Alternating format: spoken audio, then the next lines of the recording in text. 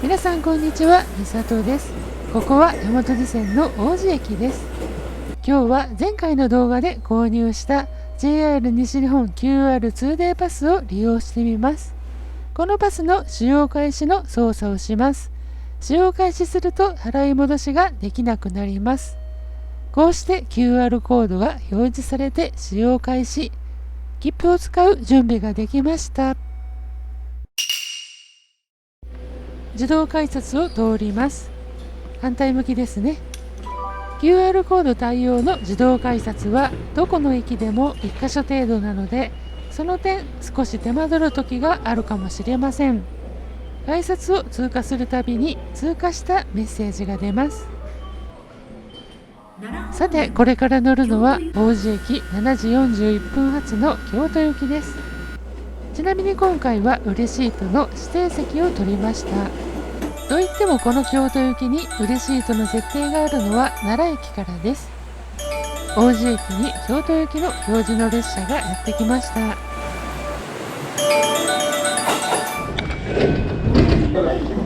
車内はそこそこ混んでいます。王子駅を発車です。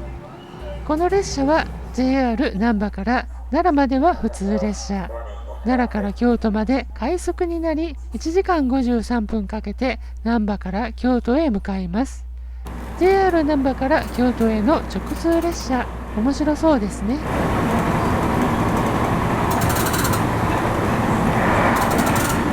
奈良まで普通列車といっても大和路快速も王子から奈良まで各駅に止まるので大して変わりはありません。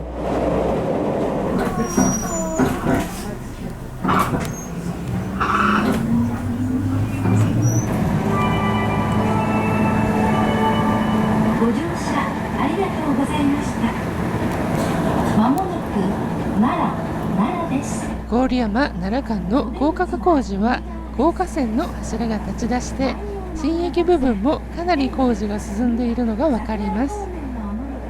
こうして7時56分奈良駅に停車。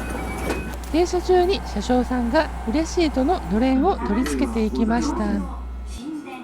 種別表示が快速に変わりました。今回の嬉しいとの指定席券です。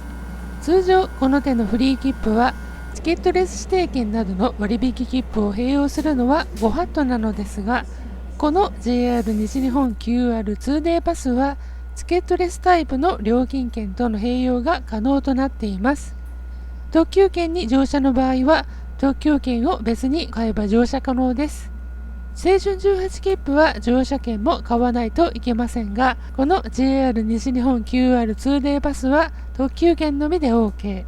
チケットレス指定券も認められているなど大盤振る舞いなフリー切符ですね。この奈良駅で8分停車。お客さんはほぼ全て入れ替わりました。こうして8時4分奈良駅を発車です。今日も JR 西日本をご利用くださいましてありがとうございます。この電車は快速京都行きです。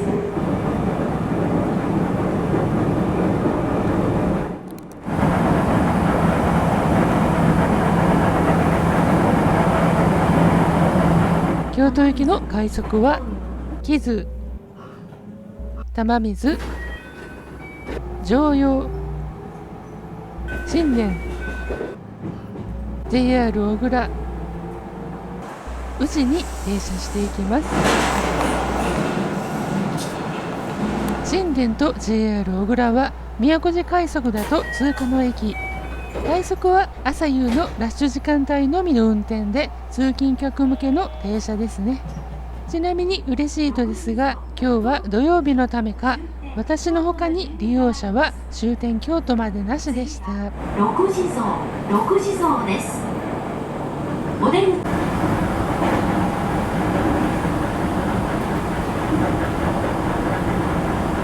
あとは6時増。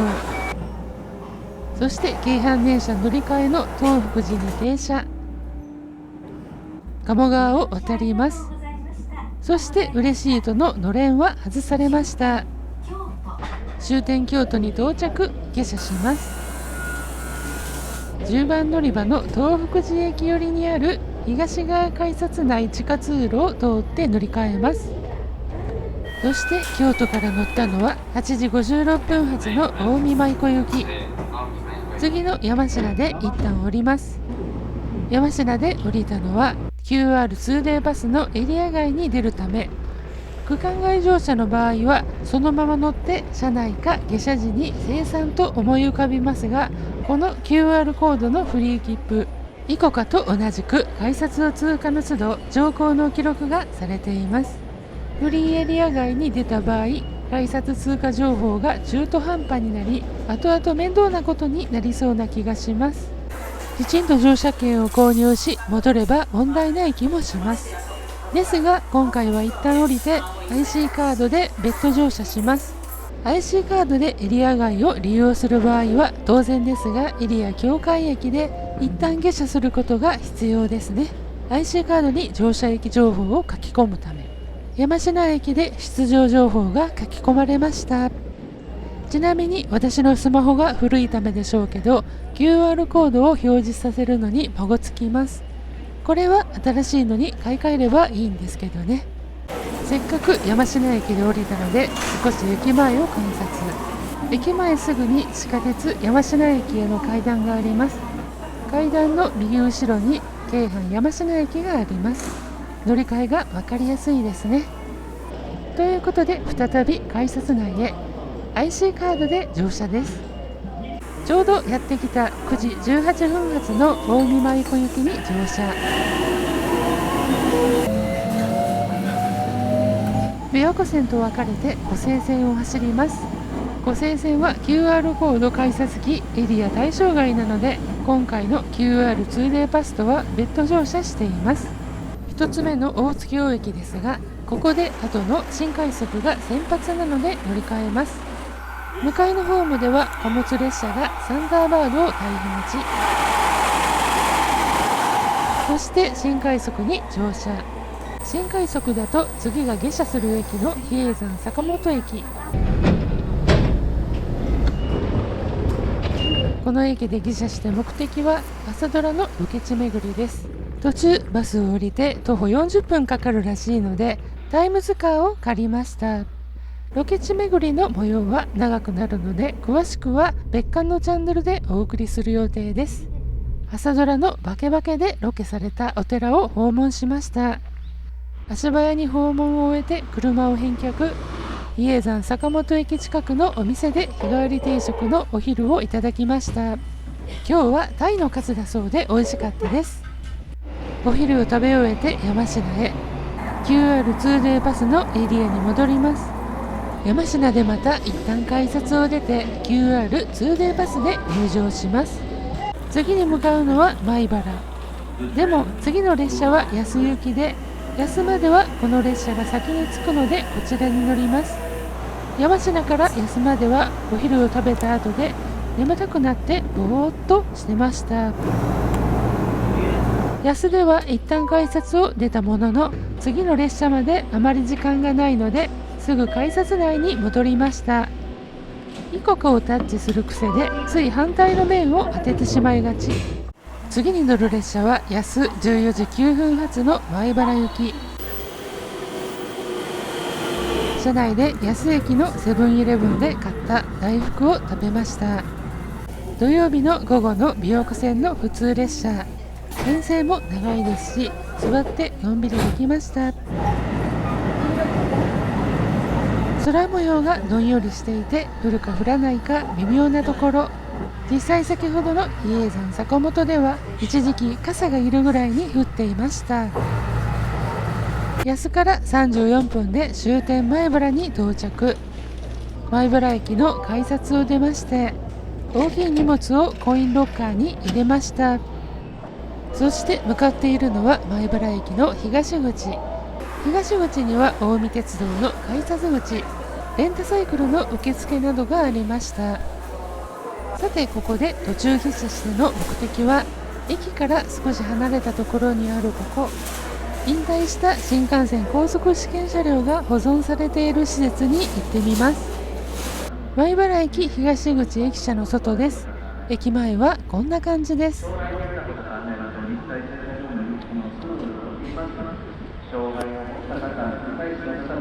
それでは展示車両の保存場所に向かってみます。駅から歩いて7分だそうです。まっすぐ歩いていくだけなので迷いようがないです。歩いていると新幹線の通過音がします。歩いたり視線を奪われたり忙しい道中です。こうして見えてきました。遠方から望遠ズームで見てみました。近江鉄道の電車もすぐ横を走っています。現地に着きました。保存車両を見学できるといってもフェンス越しになります。イベントの時だけフェンスの中に入れたかと思います。フェンスの隙間からカメラを向けるとこんな感じ。この 300X は JR 東海の試験車両で日本最速の最高速度時速 443km を記録した車両です。こちらの952型は JR 東日本の新幹線試験車両スター21と呼ばれていました。当時高崎駅で現役のスター21を見て撮影しています。よろしければ当時の映像もご覧ください。概要欄にリンクがあります。そしてこちらが JR 西日本のウィン350、山陽新幹線の350キロ運転を目指して作られた試験車両です。500系新幹線を作る前に試験的に作られた車両ですね。どことなく色合いも500系に似ているような。1990年代に今の新幹線の技術の礎を築いた車両たちがここ米原駅の近くで眠っています。その近くを東海道新幹線が今日も走っています。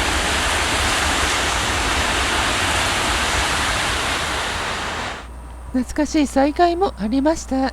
満足してこの地を後にしました。さてここは QR2D バスのフリーエリアの東の果てです。西に戻るとしましょう。米原からは15時47分発の新快速満州向こう行きに乗車。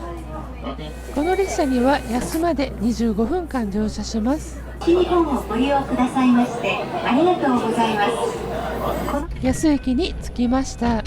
ここで降りたのは嬉しいとに座るためです。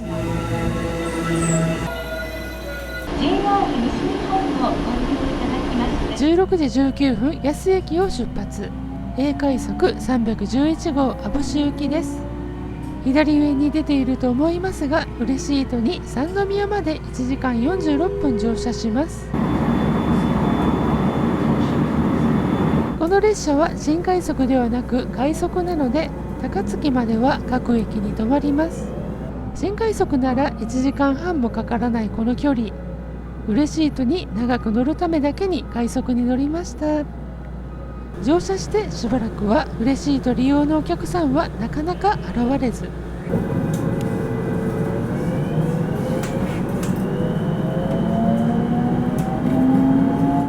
京都に着くとさすがにそこそこの嬉しいとの利用がありました。有料と知らずに座って前のエリアへ移るお客さんもちらほらおられました。京都を発車するとなにわ淀川花火大会開催で混雑が予想されるので補助シートの使用は停止中との放送がありました。この日は秋なのに他の場所でも花火大会があったそうで、どうやら万博が終わってから秋に花火大会をしたところが今年は何か所かあったそうです。万博にいろいろとリソースが集中して警備も確保できず、万博が終わってからイベント開催のケースも結構あったようですね。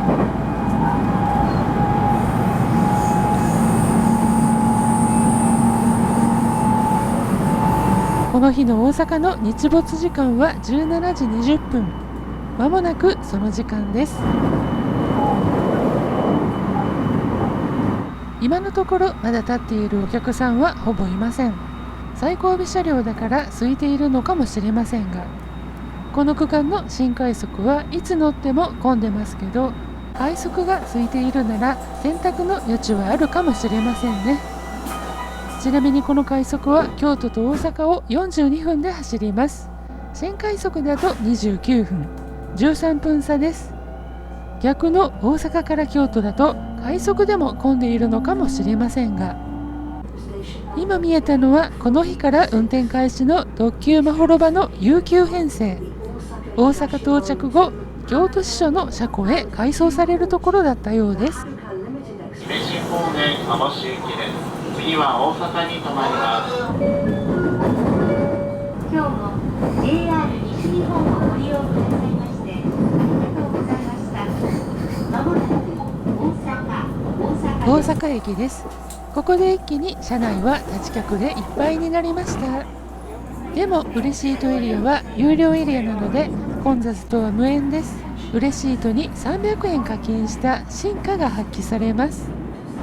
でも次の尼崎で立ち客は半分ほどに。